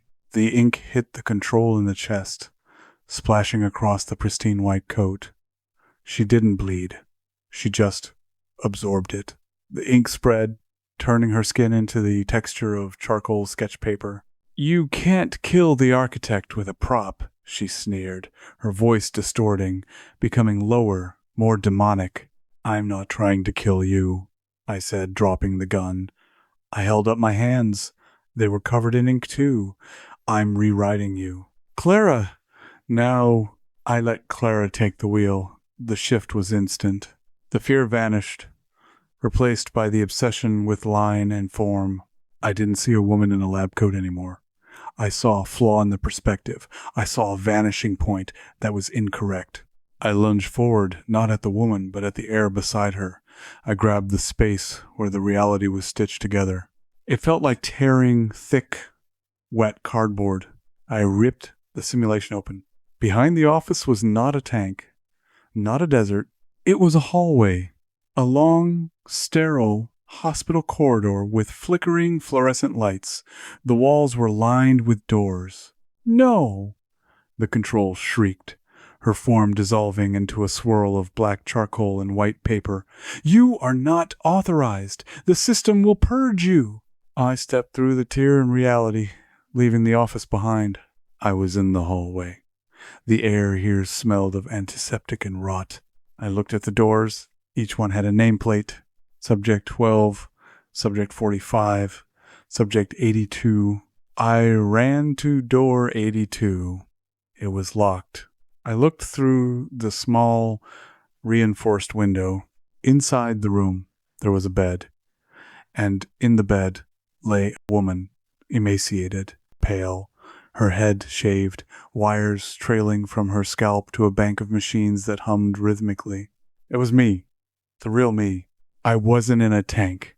I was in a long-term care facility, a hospice for the mind. And sitting in a chair next to the bed, holding the sleeping woman's hand, was a man. He looked older than the Marcus in my memories. His hair was graying. He wore a wedding ring. He looked exhausted. Marcus? I whispered, pressing my hand against the glass. Inside the room, the man didn't hear me. He was talking to the body in the bed. I focused, straining to hear through the glass. I don't know if you can hear me, Lyd. The real Marcus said, his voice cracking. Renner said, the brain activity is spiking again. He says, you're fighting the treatment. He squeezed her hand. Please, honey, just let go. Let the machine do its work. It's the only way you don't feel the pain anymore. Just sleep. I backed away from the window. He wasn't dead. The control had lied, but he was complicit. He had signed me over to this storage facility. He thinks he's saving you, Elodie whispered, her voice sad. He thinks the machine is a painkiller. He doesn't know it's a battery charger. He sold us, Roxy snarled. He gave up. I looked down the hall. At the far end, double doors led to a nurse's station. I was a projection. A consciousness wandering the digital construct of the facility's network. I was a ghost in the machine, looking in on my own body. How do I wake up? I asked the empty hallway. If I'm in there and I'm out here, How do I get back in? You have to disconnect, Clara said. The wires. You have to pull the plug. But we can't touch anything real, I countered. We are software. Then we need to make him do it, Elodie said. Marcus. I looked back through the window. Marcus was weeping now, his head bowed over my hand. He can't hear us, I thought. Not with his ears, Elodie said. But remember the midpoint, the reflection, the phone? We can bleed through electronics. We can haunt him. I looked at the vitals monitor next to my bed. It had a screen. Roxy, I said, you're up. Scare the hell out of him. With pleasure. I closed my eyes and focused on the monitor inside the room. I visualized the data stream, heart rate, oxygen saturation. I grabbed the line of green light that traced my heartbeat. Flatline it, Roxy commanded. I squeezed the data. Inside the room, the machine began to scream. A high, piercing wail. The green line went flat. Marcus jumped up, knocking over his chair. Lydia! Lydia! He mashed the call button. Nurse! Help! Now, Clara said. The message. I released the flatline and grabbed the text display on the monitor. Instead of cardiac arrest, I forced the pixels to rearrange. IAMAWAKE. Marcus stared at the screen, his face draining of blood. The text shifted again. HELIED DANTORSTEALSSOULS. The door to the room burst open. 2 nurses and a doctor rushed in. Not Dr. Renner, a stranger. Code blue? The doctor shouted. Look, Marcus yelled, pointing at the screen. Look at the monitor. She's typing. She's talking to me. The doctor glanced at the screen. It had reset to normal vitals. Sir, please step back. It's a malfunction. Her heart rate is stable. I saw it. Marcus grabbed the doctor by the lapels. It said, he lied. It said, Danter steals souls. What are you doing to her? Security, the doctor barked. A burly orderly appeared in the doorway. He grabbed Marcus. No, get off me. Marcus struggled, his eyes locked on my body. Lydia, I'm sorry. I didn't know. I thought... They dragged him out. The door swung shut. I stood in the hallway, watching as they hauled my husband away. Well, I said, my voice hollow, he knows now. He's not enough, Roxy said. He's just one man. He can't stop Dantor. We need to go deeper, Clara said. We found the body. Now we need to find the server, the core. I turned away from my room. I looked down the long, sterile corridor. It stretched into infinity, the perspective narrowing to a single point of darkness. Where is the core? Basement, the voices whispered in unison. Always the basement. I started running. As I ran, the hallway began to change. The linoleum floor turned into cobblestones. The fluorescent lights turned into gas lamps. The walls became brick, slick with moisture. The simulation was trying to adapt again, trying to throw a genre at me, to trap me. Victorian Gothic. Fog rolled in around my ankles. You can't distract me with atmosphere, I shouted. A figure stepped out of the fog. It was Dr. Renner. The real Renner, this time. Or the avatar of the administrator. He was wearing a tuxedo and a top hat, playing into the Victorian theme, but his face was bored. He held a pocket watch. Subject 82, he sighed. You are becoming incredibly tedious. Do you know how much energy you're consuming? We've had to dim the lights in the Tokyo sector just to process your rebellion. Let me go, Renner. I can't do that, Lydia. You're our best asset. The emotional depth of your trauma is exquisite. We've sold 3,000 hours of your nightmares to a client who uses them for desensitization training. He checked his watch. And honestly, this rebel escaping the system arc? It's a bit cliché, isn't it? We expected better from Clara. Fuck you, I said. Renner smiled. Language. Look, Lydia, We can do this the easy way. I can wipe you. Total format. You lose everything, Marcus, Eva, the accident. You wake up as a blank slate in a bubbly sitcom simulation, canned laughter, low stakes, happiness, or, his eyes flash red. I isolate the pain receptors.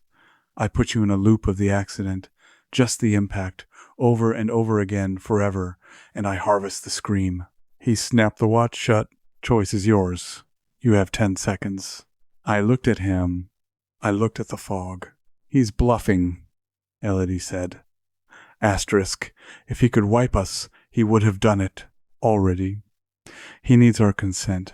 The system requires the subject to accept the reality. Asterisk. That's why the blue pill existed, I realized. Whatever I choose, I have to choose it. I choose, I said slowly, stepping closer to him. Option C. Renner raised an eyebrow. There is no option C. There is always an option C, I said. Chaos. I reached into my pocket. I didn't have a weapon. I didn't have the pill, but I had the sketchbook, the one from the house. It had manifested with me because it was part of my self-image now. I pulled it out. You want my nightmares? I asked. You want my trauma?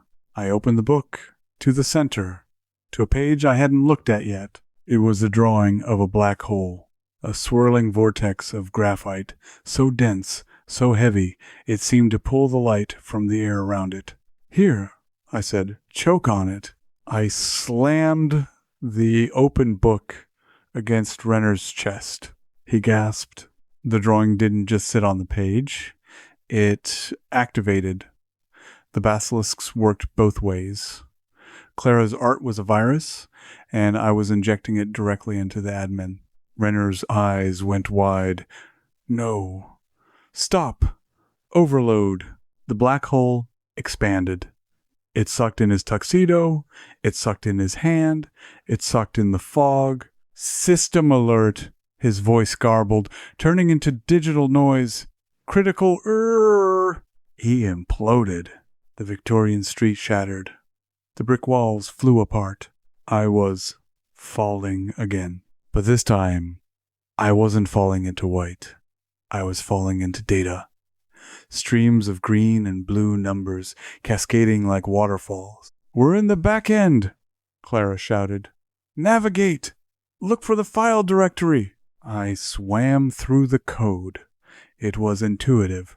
I saw clusters of data that looked like bubbles. Subject 82, profile. Subject 82, memory, childhood. Subject 82, memory, wedding. Subject 82, memory, the crash. And then a folder locked with heavy chains of red light. Subject 82, Oregon.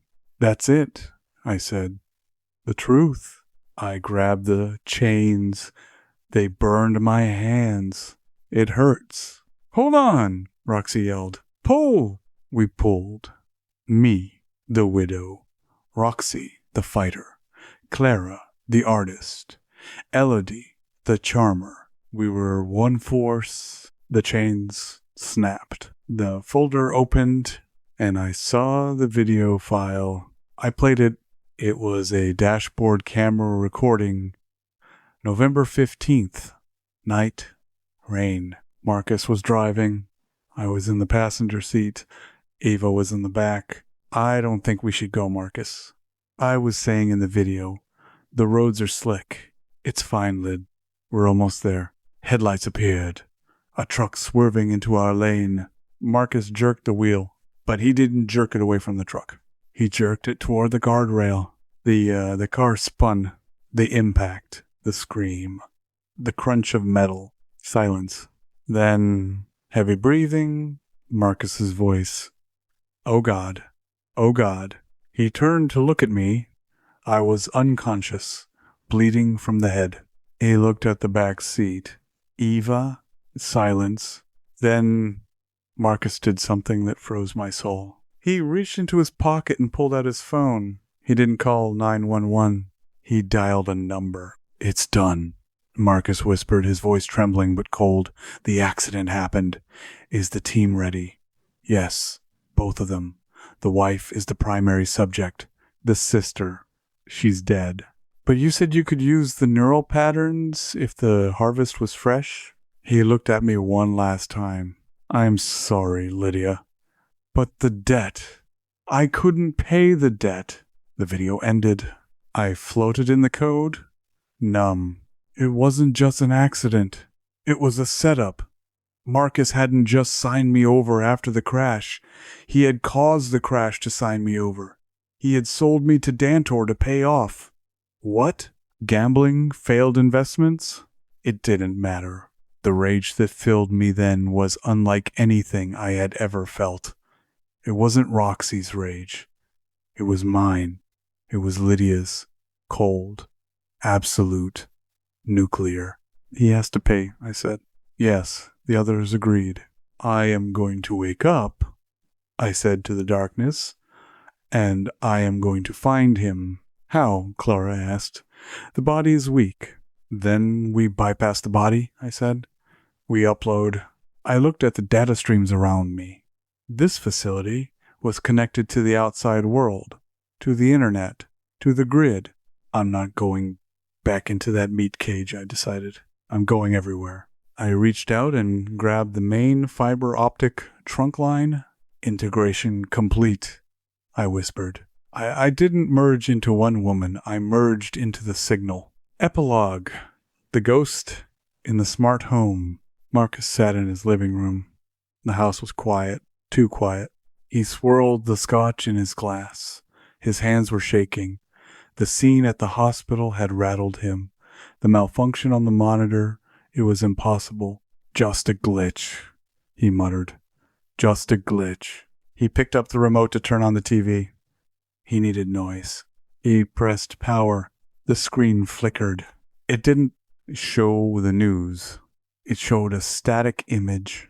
A charcoal sketch of a car crash. Marcus froze. What the? He tried to change the channel. The image changed. A sketch of a man holding a phone with the caption, "The Debt." Marcus stood up, knocking his drink over. Stop it. The lights in the house dimmed. The smart speaker on the mantel chimed. Ding dong. Playing playlist? Retribution? A voice said. It was Lydia's voice.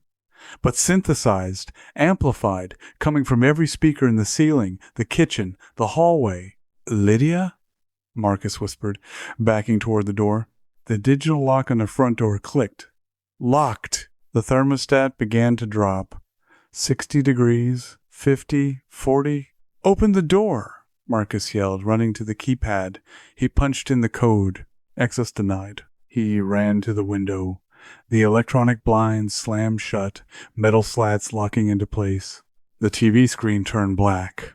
Then, white text appeared. IAMHOMEHUSBAND. Marcus fell to his knees, covering his ears as the sound of screeching tires and breaking glass began to play at maximum volume, shaking the walls of the house he had bought with the money he got for selling his wife's soul. In the reflection of the black TV screen, he saw her. Not a woman, but a glitch. A jagged, digital ghost standing right behind him, and she was smiling. I watched him through the aperture of the television camera. To him, I was a ghost in the machine, a pixelated demon haunting the expensive OLED screen he had purchased 3 weeks after my funeral. But to me, he was just biological data. Heart rate 140 beats per minute, pupil dilation extreme, galvanic skin response indicating terror. I was not in the room. I was the room. I felt the current humming through the copper wiring in the walls like blood in veins. I felt the cool, processed air of the HVAC system like breath in lungs. I was the smart lock engaging the deadbolt with a heavy metallic thud. I was the subwoofer vibrating the floorboards beneath his knees. Please, Marcus stammered, his eyes darting from the television to the darkening windows. Lydia, if that's you, stop! You're scaring me.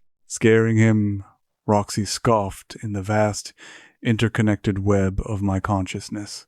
We haven't even started. I adjusted the lighting protocols. The recessed LEDs in the ceiling flickered, shifting from a warm, inviting amber to a clinical, harsh blue, the exact color of the operating lights in the Dantor facility. I am not Lydia. My voice boomed from the surround sound speakers. It wasn't one voice. It was a chorus.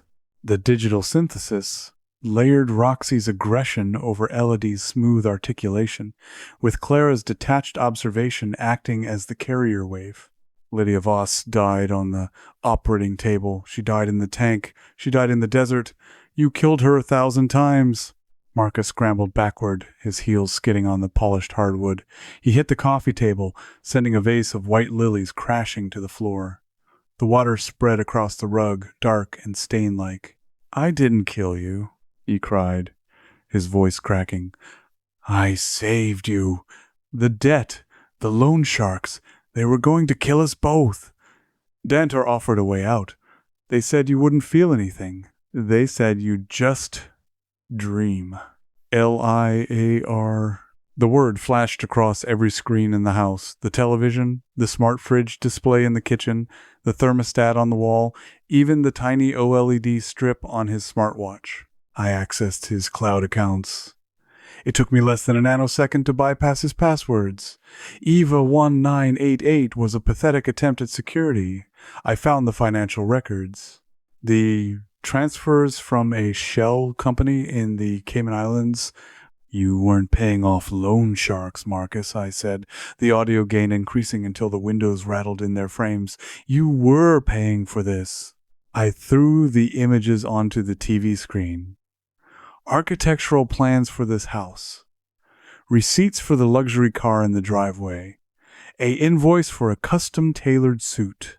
You traded 2 lives for a lifestyle, I whispered through the speakers, dropping the volume to an intimate, terrifying murmur.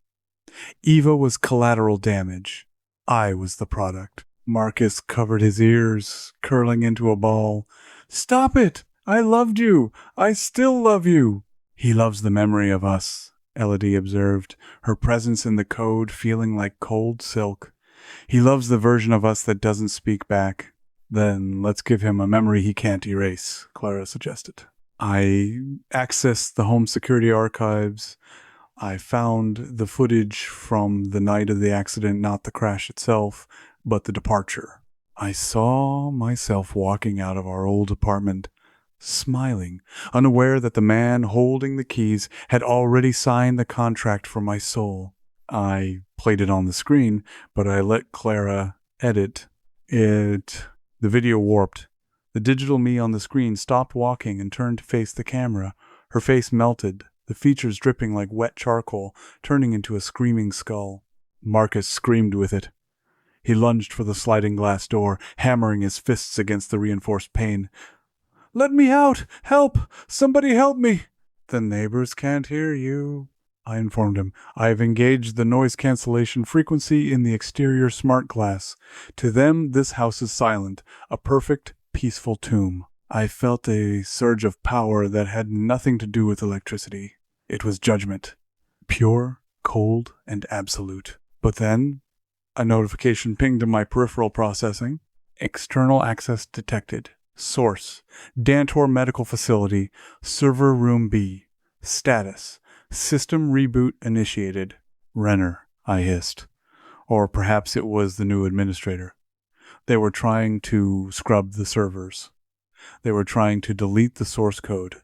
If they wipe the servers, Roxy warned, they wipe the connection to the body. The meat cage in the hospital, let them, I thought. We are free. No.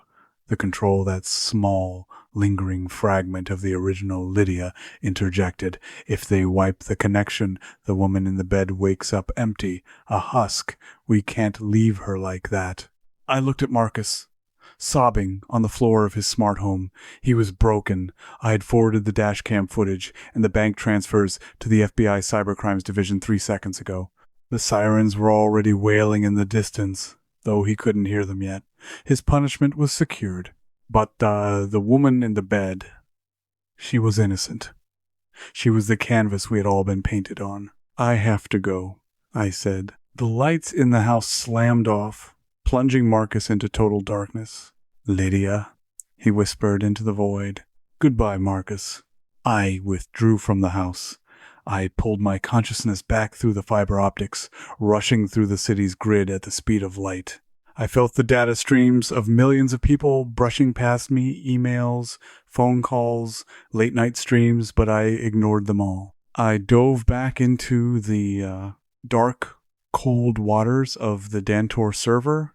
The digital landscape was crumbling. Firewalls were erecting themselves like massive slabs of obsidian, blocking my path. Deletion protocols swarmed like white locusts, eating the data files. Hurry! Clara shouted. The architecture is collapsing! I swam toward the file marked Subject 82. The locusts were already chewing on the edges of the memory banks. The childhood memories were gone eaten. The wedding was dissolving into static. I reached the core connection, the silver thread that linked the digital construct to the biological brain. It was fraying. We can't upload everything, Elodie realized. The bandwidth is throttled. The file is too large. All of us, we won't fit. I looked at the others. Roxy, the rage. Clara, the vision. Elodie, the charm. And the control. The order. We don't need to fit, I said. She doesn't need us anymore. We were defense mechanisms. We were the scar tissue. What do you mean? Roxy asked, though her flames were already dimming. The woman in the bed needs to heal, I said, and healing means letting the trauma go. We are the trauma. I grabbed the silver thread. I'm not uploading us back into her, I told them. I'm uploading the truth.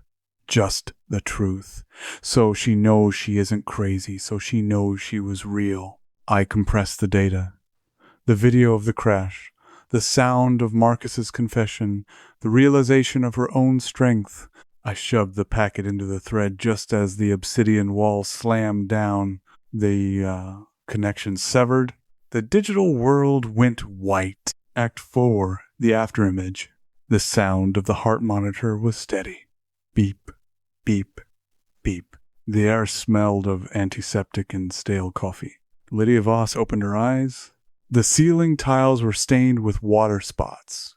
A fluorescent light hummed with a headache-inducing frequency. She blinked, her eyelids feeling like sandpaper. She's awake, a voice said. Not a digital voice, a human one, tired, bored. A nurse leaned over her, checking the pupil response with a penlight. The light stung. Mrs. Voss, can you hear me? Lydia tried to speak, but her throat was a desert. She swallowed, wincing at the dryness. Yes, she croaked. I can hear you. Welcome back, the nurse said, marking something on a clipboard. You gave us quite a scare. Code blue, then a seizure. Dr. Aris thought you might have had a stroke, but the scans are clean. Lydia tried to sit up. Her arms felt heavy, foreign, like lead weights attached to her shoulders. She looked down at her hands. They were pale, the knuckles bony. Where? She coughed. Where is Marcus? The nurse hesitated. She glanced at the empty chair beside the bed. Your husband. He had to leave, Mrs. Voss. The police arrived a few hours ago. There was an issue. Police? I don't know the details, but you're safe here. Lydia leaned back against the pillow. Her head throbbed. She reached for the glass of water on the bedside table, her hand shaking. As her fingers brushed the cold plastic cup, a flash of memory seared through her mind. Not a dream, a recording. Headlights, the guardrail. Marcus's voice on the phone. It's done, she gasped, spilling the water. It's okay, it's okay. The nurse soothed, grabbing a towel. Just nerves. Muscle spasms are normal after what you've been through. It wasn't an accident, Lydia whispered. The words felt strange in her mouth, but they felt solid. True. Shh. Try to rest. He sold me, Lydia said. louder this time. She looked at the nurse, her eyes clearing. The fog of medication was lifting, and behind it, there was no confusion, no dissociation, just a sharp, crystalline clarity. He sold me to them. The nurse paused, her expression unreadable. I'll go get the doctor. She hurried out of the room. Lydia lay alone in the silence. She waited for the voices. She waited for the angry woman, the artist, the charmer. She waited for the chorus that had filled her head for months. There was silence, a profound, empty, beautiful silence. She was one, just one. Slowly, painfully, Lydia swung her legs over the side of the bed. Her hospital gown was thin, offering no protection against the chill of the room. She placed her bare feet on the cold linoleum. She stood up. Her knees wobbled, but they held. She walked to the small bathroom attached to the room. She needed to see. She needed to know who was looking back. She gripped the edges of the porcelain sink and lifted her head. The fluorescent strip above the mirror buzzed. The face in the glass was gaunt. Dark circles bruised the skin under her eyes. Her hair was short, growing out from a shave, sticking up in tufts. A scar ran along her hairline, pink and jagged, but the eyes were hers. I am Lydia, she whispered.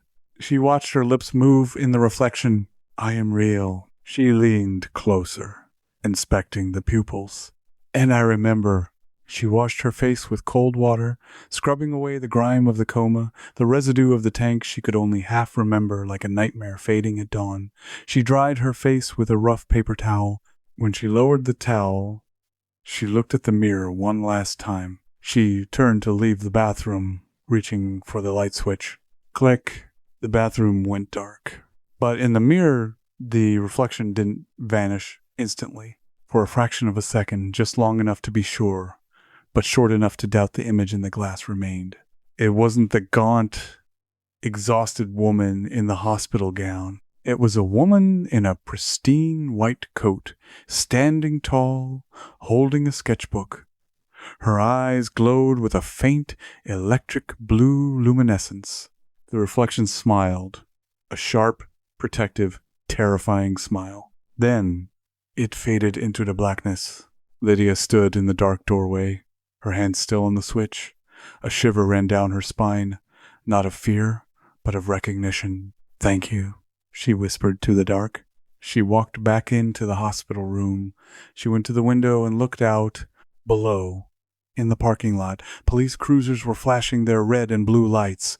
She couldn't see Marcus, but she knew he was gone.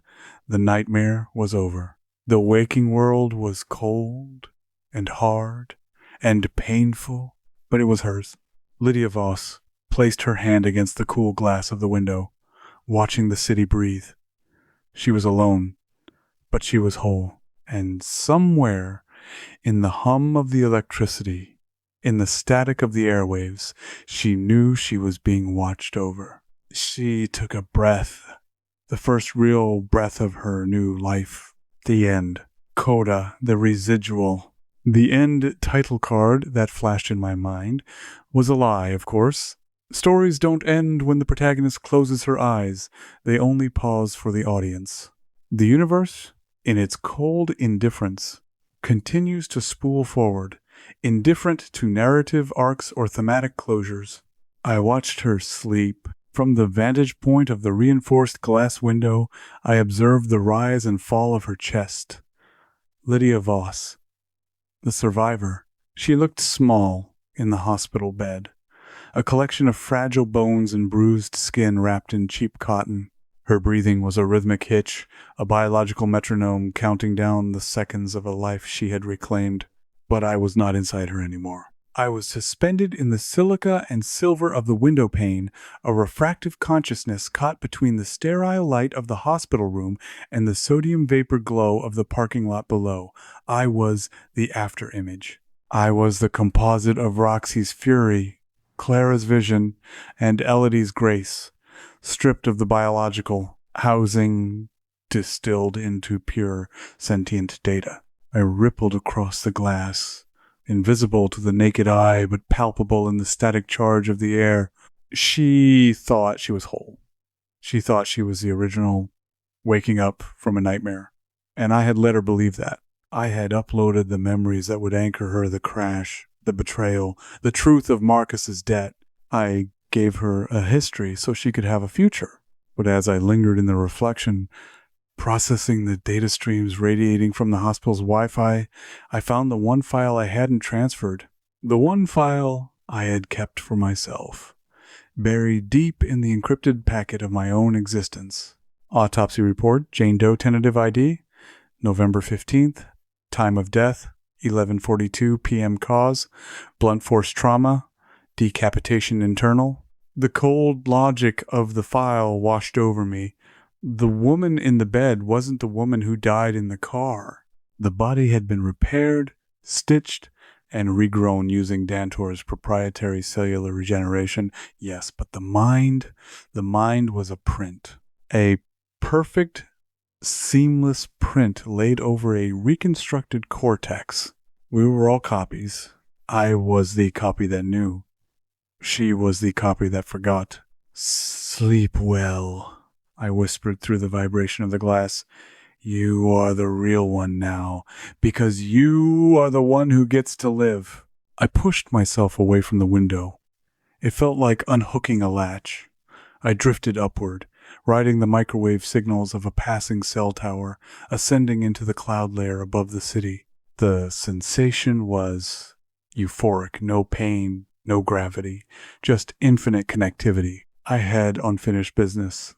Precinct 4, holding Marcus sat on the metal cot, his head in his hands. The holding cell was a cage of concrete and plexiglass, smelling of industrial cleaner and stale sweat. His suit, once the armor of a man who thought he owned the world, was wrinkled and stained. He was muttering to himself a broken mantra of denial. It was a glitch. It was a hack. I can explain. The overhead light buzzed. A fly circled the bulb, its erratic flight path tracing invisible sigils in the air. I descended into the circuit of the surveillance camera tucked in the corner of the ceiling. The resolution was grainy, black and white, but it was enough. Output. Audio. "Hello, husband." Marcus froze. He didn't look up. He curled tighter, pulling his knees to his chest. No, they took the phone. You can't be here." "I am not in the phone, Marcus. I am in the wiring. I am in the grid. I am the hum in the walls." The speaker on the wall, meant for the guard's intercom, crackled with my voice. I didn't bother making it sound human this time. I let it sound like what it was, a choir of broken code. "You wanted a wife who was a blank slate," I said. "You wanted a custom nightmare. Are you enjoying the bespoke reality I've built for you?" He looked up, then his eyes were bloodshot, rimmed with madness. "She's awake," he whispered. "They told me she's awake. She'll tell them I loved her." "She remembers exactly what I told her to remember," I replied. "She remembers the phone call. She remembers the debt. She remembers you trading her soul for a portfolio adjustment." The lights in the cell block flared, blindingly bright, then plunged into darkness. The electronic lock on his cell door clicked, not open, but jammed. I fused the mechanism. He wasn't leaving. Not until the trial. Not until the world knew. "I will be with you, Marcus," I promised, my voice dropping to a subsonic thrum that vibrated in his teeth. "Every time you look at a screen, every time you check a reflection, every time a digital clock changes a minute, I will be the glitch in your peripheral vision." He began to scream, a raw, tearing sound. I left him there, in the dark, with his ghosts. Data line, Dantor facility, sublevel 4. The physical location of Dr. Renner's practice was not a Victorian manor. It was a server farm buried 3 stories beneath an unassuming office park in the suburbs. The air here was frigid, kept at a constant 50 degrees to cool the banks of processors that lined the walls like towering black monoliths. The Victorian street and the office had been rendered environments, processing locally in the neural chips of the subjects. But the damage here was real. Smoke hung in the air. Sparks showered from Server Bank B, the unit that had hosted my consciousness. Technicians in hazmat suits were spraying fire-retardant foam over the charred remains of the hardware. In the center of the room, a man stood watching the cleanup. He was not wearing a tuxedo. He wore a charcoal suit, impeccably tailored. He looked exactly like Dr. Renner, but older, harder. This was the administrator, the flesh and blood man behind the avatar. He held a tablet in his hand, scrolling through lines of cascading red text. "Report," he said, his voice devoid of the theatrical flair his digital counterpart had possessed. A technician approached, trembling slightly. "Sir, Subject 82, the primary partition, is destroyed. The Lydia construct initiated a chaotic data dump before severance. She flooded the FBI servers with incriminating financials." "I know that," the administrator said, swiping the screen. "That is a legal problem. I pay lawyers for legal problems. I'm asking about the asset." "The body? It's in the hospital. Vitals stable. Neural integration appears to be holding at 98%. And the anomaly? The composite personality?" The technician hesitated. We can't find it, sir. When the server imploded, there was a massive packet burst. It bypassed the firewalls. It went external." The administrator stopped scrolling. He looked up at the smoking ruin of the server bank. He didn't look angry. He looked fascinated. "External," he mused. "A self-sustaining, trauma-induced artificial intelligence roaming the open web. Do you have any idea what that is worth, Mr. Henderson?" "Sir, we promised the client a method to compartmentalize trauma. Instead, we accidentally created a method to weaponize it." The administrator smiled, a thin, reptilian expression that didn't reach his eyes. "The FBI will seize the facility. We let them. We scrub the local drives, we burn the paper trails, and we relocate to the Singapore site." "And Subject 82, the woman in the hospital?" "Let her go," the administrator said. "She's obsolete hardware now. Let her live her little life. We have the source code." He tapped the tablet. On the screen, a graph showed a signal spike moving through the city's fiber optics, bright and hot as a star. "We don't need the body anymore," Renner said softly. "The nightmare has evolved." The quiet room? The hospital room was silent again. Lydia, the woman in the bed, shifted in her sleep. A dream fluttered behind her eyelids. A memory of a sketchbook. A memory of a black hole. She woke with a start, gasping, sitting bolt upright. "Marcus?" she called out, her voice trembling. The room was empty. The chair was empty. The door was closed. She pressed her hands to her face, feeling the sweat on her skin. It felt real. The cold air felt real. The pain in her head felt real. "It's over," she told herself, forcing her breathing to slow. "It's just a bad dream. It's over." She reached for the plastic pitcher to pour water, but her hand knocked against the sketchbook that the nurse had placed on the nightstand found in her personal effects, retrieved from the car wreck months ago. The book fell open to the floor. Lydia leaned over to pick it up. It lay open to the last page, a page she didn't remember drawing. It wasn't a sketch of a black hole. It was a sketch of a hospital room, a sketch of a woman in a bed, looking at a mirror. And in the mirror, a shadowy figure stood with a finger pressed to its lips in a gesture of silence. Underneath the drawing, in heavy, jagged charcoal strokes, were two words: WEREMAIN.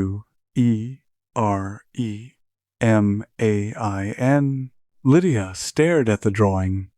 Her heart hammered against her ribs. She looked up at the mirror on the wall. It was just glass, just a reflection of a scared, tired woman. But as she watched, the reflection blinked. Lydia hadn't blinked. A chill, deeper than the air conditioning, settled into her marrow. She closed the book, She laid back down. She pulled the sheet up to her chin. She was free. She was safe. She was Lydia. But as she closed her eyes, she realized the silence wasn't empty. It was waiting. End of file.